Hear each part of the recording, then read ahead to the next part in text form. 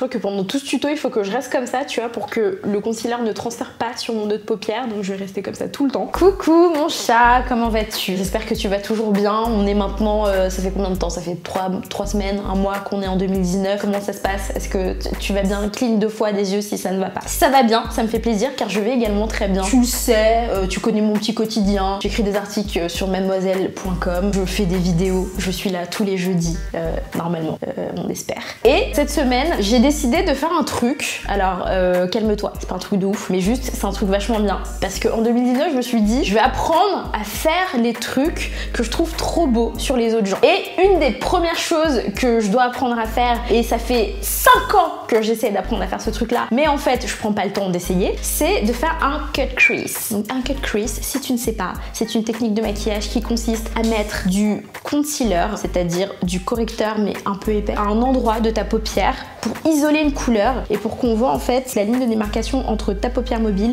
et ta paupière immobile. Est-ce que tu arrives à situer à peu près? Mais de toute façon, on va te mettre une photo.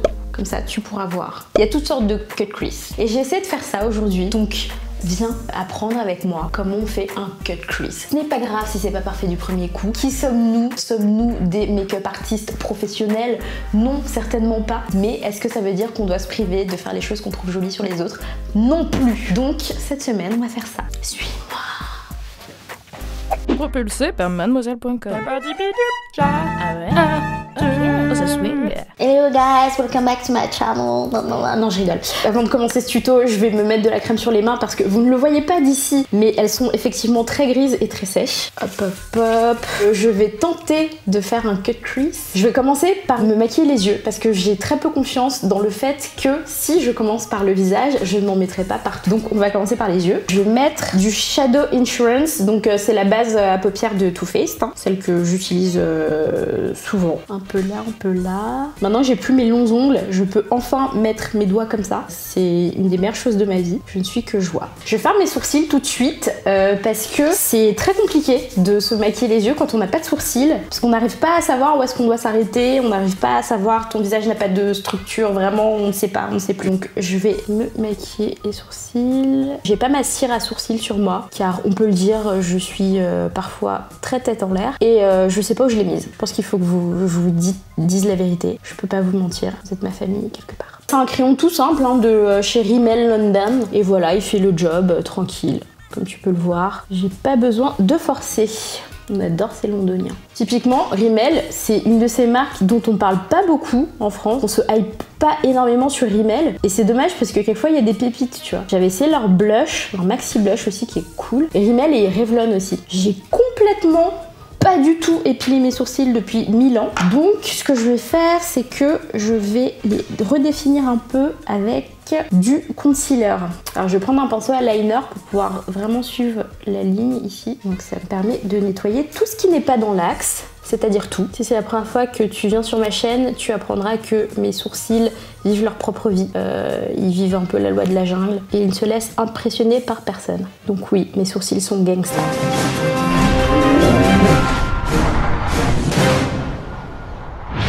Allez, on n'aura pas mieux. Je ne cherche pas la perfection dans ma vie parce que vraiment mon corps a décidé depuis le premier jour qu'il ne serait pas parfait. Voilà, c'est pas grave de ne pas être parfait, je suis très peu parfaite. Est-ce que tu m'en aimes moins? Je ne pense pas. Maintenant que j'ai des sourcils, que je vois à peu près comment mon visage est géographiquement placé. Donc là en fait je vais commencer par créer une sorte de halo, c'est-à-dire mettre de la couleur ici au-dessus du creux de ma paupière. Et pour ça je vais choisir un pinceau adéquat. Je te choisis. Je me dis avec ce brin là. J'ai choisi de manière totalement arbitraire.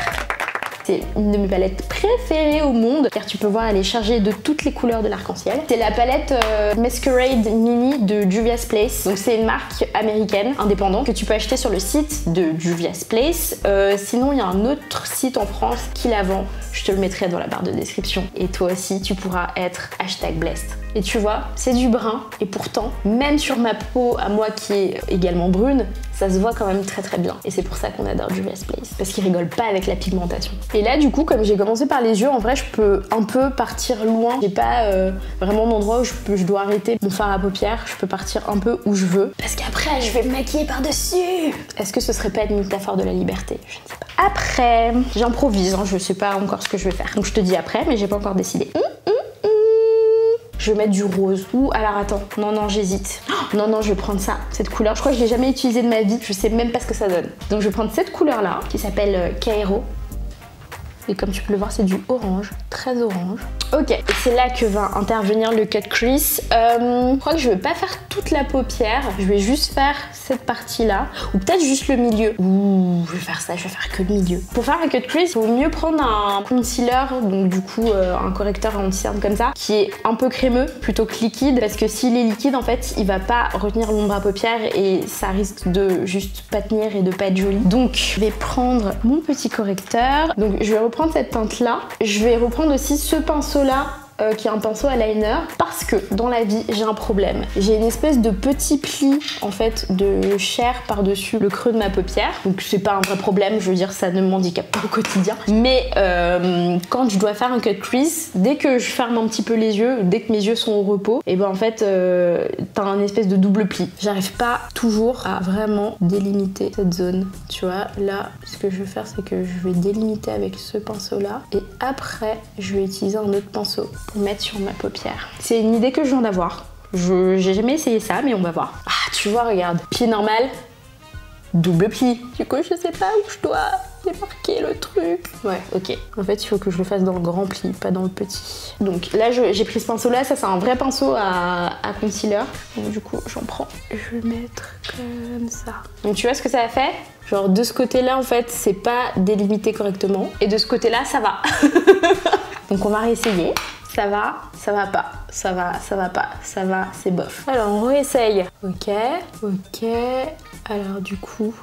Ah, ça va beaucoup mieux. Alors du coup, je vais prendre une autre couleur qui est celle-ci. Donc c'est du doré, vraiment très doré. Je vais estomper un petit peu la couleur l'une dans l'autre, ici, pour que ça fasse pas genre une ligne droite de couleur. Alors du coup, maintenant que j'ai rajouté ça, on voit plus trop la couleur qui était ici, donc je vais rajouter un petit peu de cette couleur-là pour que ce soit un tout petit peu plus intense. On veut de l'intensité, merci. Ah voilà, c'est intense.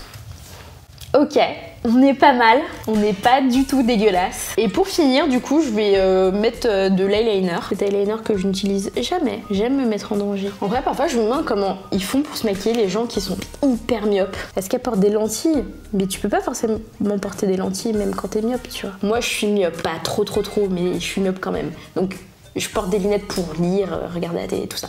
Mais là, tu vois, je me dis que je suis peut-être pas assez précise parce que je vois pas bien ce que je fais. Et ça me fait me poser des questions. Je pense qu'il y a des personnes qui sont faites pour le liner comme ça, en peau. Et puis il y a des personnes qui sont faites pour le liner en feutre.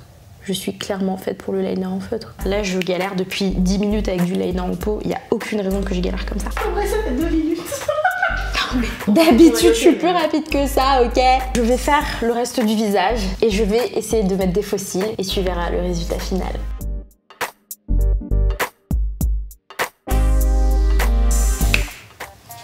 C'est le moment extrêmement sympathique où je vais essayer de mettre des faux cils. Tu connais ma série Manu versus sourcils, on en est à peu près à la saison 18. Je lance un spin-off qui s'intitulera Manu versus faux cils et qui me permettra peut-être un jour, le jour du season finale, de réussir à mettre des faux cils sans galérer, et c'est ce à quoi j'aspire. Là, j'ai des faux cils de l'atelier du sourcil. Ils sont très naturels, je trouve. Style Glam. Je sais pas si c'est leur petit nom. C'est somme toute des faux cils très facilement portables. Je vais les décoller. Alors, mon problème dans la vie, parmi plein d'autres problèmes hein, évidemment, c'est que quand j'essaie de me mettre des faux cils, c'est comme si j'essayais de passer par-dessus une haie de 3 mètres de haut, juste en sautant, avec mes pauvres petites jambes maigres. J'essaie là, mais en fait le truc se colle déjà à mon œil, à mes cils à moi, tu vois.